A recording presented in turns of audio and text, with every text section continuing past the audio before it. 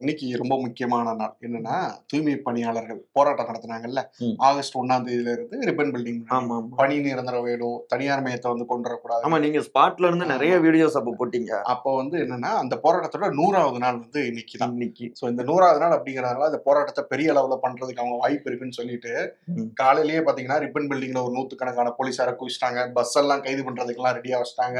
ம். அதே மாரி பார்த்தீங்கன்னா, அங்க நம்ம கலைஞர் நினைவிடம் சமாதி ம். இருக்கு இல்லையா? மெரினால.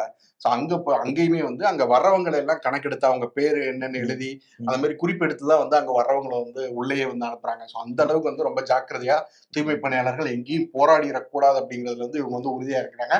ஆனா நாம தூய்மை பணியாளர் தரப்புலயும் பேசினோம். அவங்க என்ன ம். சொல்றாங்கன்னா, எங்களோட கோரிக்கைகள் நிறைவேறுற வரைக்கும் எத்தன முறை எங்கள கைது பண்ணி நீங்க உள்ள வச்சாலும், நாங்க போராட்டம் பண்ணிக்கிட்டே தான் இருப்போம் அப்படின்னு உறுதியா சொல்றாங்க. ஆனா பாருங்க கிரிக்கெட்ல எல்லாம் சென்டம் போட்டா செஞ்சுரி அடிச்சா எல்லாரும் கொண்டாடுவாங்க.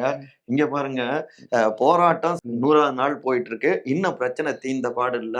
கணக்கெடுக்கிறதுல காட்டுற ஆர்வத்த பிரச்சனைய தீர்த்து வச்சு சுமூகமா முடிக்கிறதுல ஆமா. காட்டணும் இதுல கவர்மெண்ட். குறிப்பா என்ன சொல்றாங்கன்னா, அந்த ஆ. 13ஆம் தேதி நள்ளிரவுல ம். தடாலடியா கைது பண்ணாங்கல்ல, அதுக்கப்புறம் அரசு தரப்புல இருந்து இவங்க இவங்க கூட பேச்சுவார்த்தைக்கு யாருமே வரலையாம். இன்னும் யாரு சிஎம் படம் பார்த்துட்டு இருந்த நைட் தானே அது? அந்த கூலி படம் நைட் தான். ம். அதுக்கப்புறம் வந்து யாருமே பேச்சுவார்த்தைக்கு வரல. இவங்க அதுக்கப்புறம் பல இடங்கள்ல போராட்டம் பண்ணிட்டாங்க. மெரினா கடற்கரை இருக்குல்ல, கடலுக்குள்ள இறங்கிலாம் கூட போராட்டம் பண்ணாங்க. 100வது நாள் போராட்டத்துக்கு ராஜேந்திர சோழன் ஏதாவது சொல்லியிருக்காரா? இல்ல எதுவுமே யாரும் சொல்லல. சொல்லல எதுவும். ஏதாச்சும் நாளைக்கு ஏதாவது விருந்து வைப்பாங்க. யாராவது ம். தூய்மை பணியாளர கூட்டு வந்து அது ம். எதிர்பார்க்கலாம் சீக்கிரமே. சீக்கிரமே.